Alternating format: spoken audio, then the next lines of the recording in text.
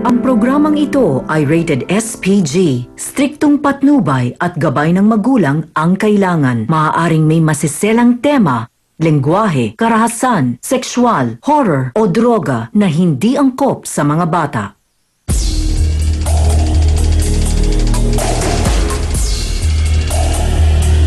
Luzon, Visayas, Mindanao, buong Pilipinas, nakikisaw-saw. Handa na ba kayong magpayanig sa talakan? Ang inyong nag-iisang Barangay Hall on Air ay pupunta na mismo at dadayo sa inyong mga barangay. Wow! Mag-uusap tayo, aayusin natin ang mga problema nyo, one barangay at a time.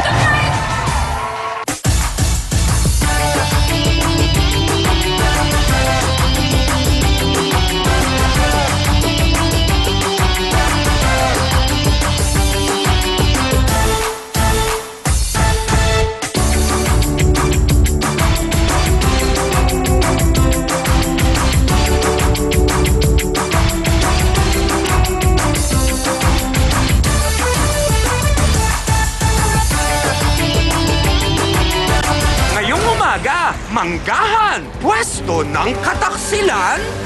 Nakita ko sila gabi noon sa puno ng mangga. Yung mismong babae at yung kumpare ko si James. Tinalo pa nila bakla. Wala silang pakundangan na tinutuloy nila sa harapan ko. Nalaman ko dun sa kumpare kong si Andy. Marge, wala ka bang alam? Kaya siguro niya ako sinumbong sa asawa ko kasi may gusto din sa akin. Kabistuhan! Nako! Yak na may malilintikan! Ang kapal na mukha niya, ang kapal-kapal niya. Sa pangit niyang yun, mag-i-interest ako. Naalok din niya ako ng pera, tinanggihan ko siguro. Kaya mas mabuti pa siguro sabihin niya na lang sa asawa ko na ganyan.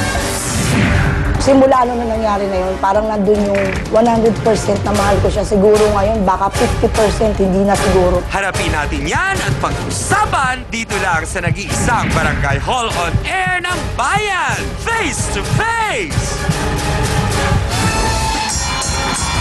Paseco, Manila! Let's get ready for Sausawan!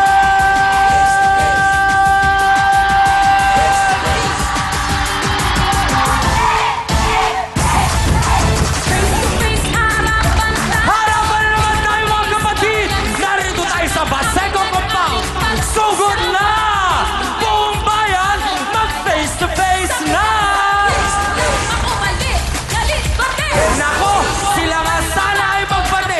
Wala na sanang awayan. Usapang maayos na lamang kasama si Chang. Tapos sadyang magkulay ang mukha ng buhay. Tayo magharapan, ating pag-usapan. Aminan, awayan at magkaya. Gusto mo bang makisawsaw-tahan ng kaibigan? Baka yan ay solusyon na.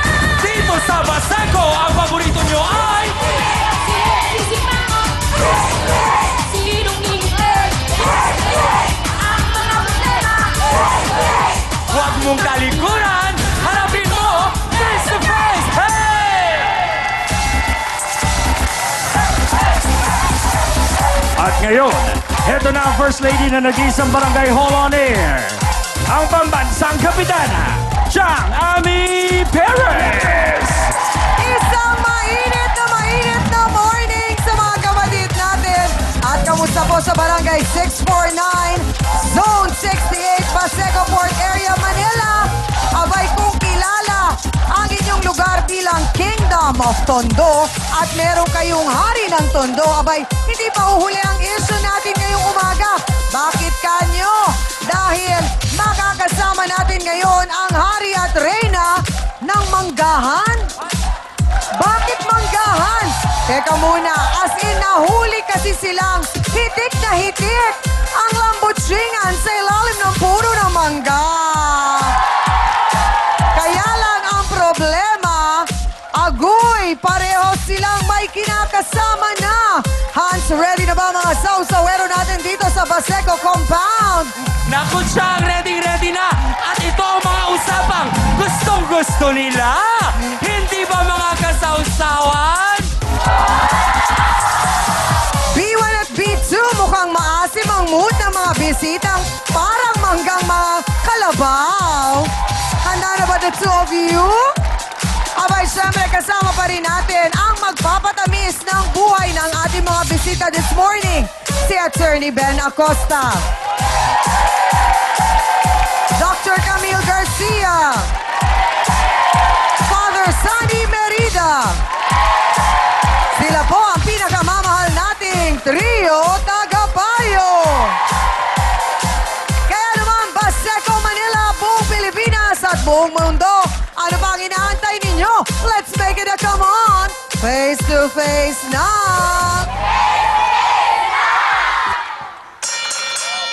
Huling-huli raw niya sa akto ang kanyang kumpare at ang ibang babae nito na may ginagawang kababalaghan sa ilalim ng puno ng mangga. Ano kayang puno ng mangga yon? Tanungin na natin kay Andy Gariando. Pasok! Hi, Andy! Hello, Chang Ami. Magandang umaga sa'yo. Magandang umaga. Abay, una sa lahat, puno ng manggang ano ba yon? Puno ng manggang kalabaw. Kalabaw! Kasi umilalim sila sa kalabaw. Ay, naku, sino ba itong nakita mong kumpare mo? Ano pangalan niya? Si James. James, paano kayo naging magkumpare? Actually, ang friend ko dyan yung babae, Chang Ami. Yung kanyang kinakasama? Yes. Oh. Yung friend ko, si Joyce. Oh, paano kayo naging Ngayon, mag-friend ni Joyce? kasi nagsiservice siya eh. Oo. Manicure, pedicure siya. So, naging Sa customer lugar ka namin. niya? Naging customer niya. Regular Oh, customer niya. tapos ako. naging close na kayo? Yes, naging close Hanggang sa kami. kinuha ka ng Kumpare. ninong, Nung anak niya. anak niya kay James. Yes. Oh. So, ang inaanak mo, babae, lalaki? Lalaki. Junior Lalaki. niya. Junior pa. Ni James. Mm-mm. Okay. So, tapos, anong nangyari at syempre sa akin, mukhang may natagpuan ka sa puno ng mangga? Yun nga, Chang Ami. Kahindik-hindik. Aha. Karumal-dumal. Aba? Wala man lang, Diyos ko, walang pakundangan na gagawin sa ilalim ng puno ng mangga. Ang tanong, yung puno ng mangga, wala bang katabing bahay? Ano ba itsura nun? Yung punong mangga na yon, meron siyang mga... Daanan ng maraming tao? Actually, parang iskinita yun, Chang Ami eh.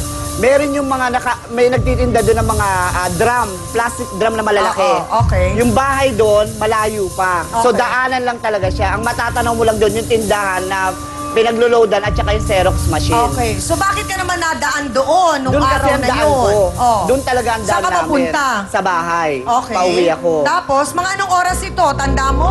11:30 Nang tanghali? ng gabi. Gabi. Umuulan-ulan pa, Ah. syempre malamig, naghanap Ay. ate, di ba? So, tapos, Ngayon, pauwi ka? nag-load muna ako. Okay. Nung nag-load ako, syempre, pag nag-load ka, titignan mo, pag tumunog yung cellphone mo, kung pumasok ang load mo. Siyempre. So, pumasok ang load ko. Habang nagwo-walking ang beauty mo Yes, dito pa uwi. naglalakad ako. Rumaramba ka na pa uwi. Naispatan Oo. ang beauty ng lola mo. Nung naispatan, may nagulat ako, may natumbang drum. Yung pala meron 2 kalapating naglalaro. Galing sa puno ng mangga. At doon muna natagpuan ang isa sa kalapate ay sino? Si James. Okay. At Nakita si ka niya? Madel. Actually, bakit sila magtatago kung di nila ako nakita? Oh. Diba? So, Tapos? ibig sabihin, naispatan nila mukha ko, kaya sila nagtago. Okay. Nung So, time ano na yung yun, nakita mo na nangyayari? Baka naman Siyempre, bebenta si nagkikising-kising James sila. ng drum. Wala. Madumi lang ang isip mo. ay hindi. Siguro nagbibenta sila ng aliw. Oh! Yes. So, sino ang girl? Si Maribel, si Mabel. Kilala mo yon? Oo naman, siyempre, kilalang-kilala sa lugar namin yun. Bakit siya Tsaka, kilala sa lugar niyo? Siya ang ustisya ng bayan. Oh. Diba? So, kung madilim at 11:30 ng gabi, paano mo naman masabing sila ngayon? Sa buhok. At sa itsura. Kung madalas mo sila nakikita, Bakit? Anong malayo kulay yan. ng buhok? Aba, kulay gold. Gold! Yes, kita Blonde! Parang ganito, diba? So, eksaktong nakita mo, magkatabi sila, naghahalikan. Naghahalikan sila Chang Ami. Oh. Una.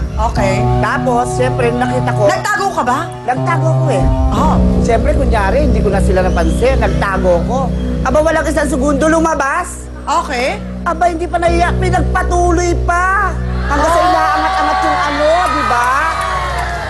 So, hindi pa rin sila huminto. Hindi pa rin sila uminto. Siyempre, Okay. ang baklat, tumingin. Ay, ano to? Hanggang sa nakita Hindi na, kaya diretsa ang tanong, baka naman binusuhan mo na Andy dun si James. concern lang ako. Kasi Okay. unang-una, nung nakita ko yung lalaki, pinatunayan ko muna sa sarili ko na yung taong yun ay asawa ng kumare ko. So ang tanong, sinabi mo ba kay Joyce? Kinabukasan, dali-dali Anong ako. punto? Bakit kailangan, anong point? Ba't kailangan mo Siyempre, sabihin? bilang isang kumpare at kumare nila, Oo. tumatay yung pangalawang magulang sa Dun kanilang sa mga bata. anak.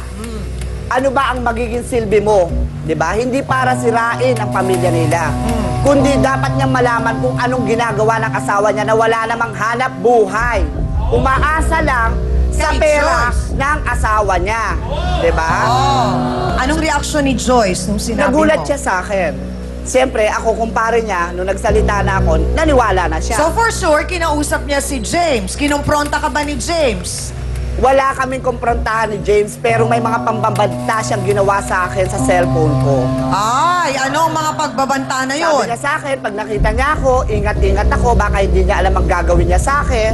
Siguro, kaya niya sinabi yon, guilty siya. Guilty siya. So para medyo manumbalik kay Andy kung ano ba ang itsura ng babae na yon, tawagin nga natin ang isang babae at tignan natin kung siya ba yung babaeng kasama ng kumpare ni Andy sa ilalim ng puno ng mangga. Totoo kaya ang mga paratang laban sa kanya? Narito po si Maridel Madel Alipio. Pasok!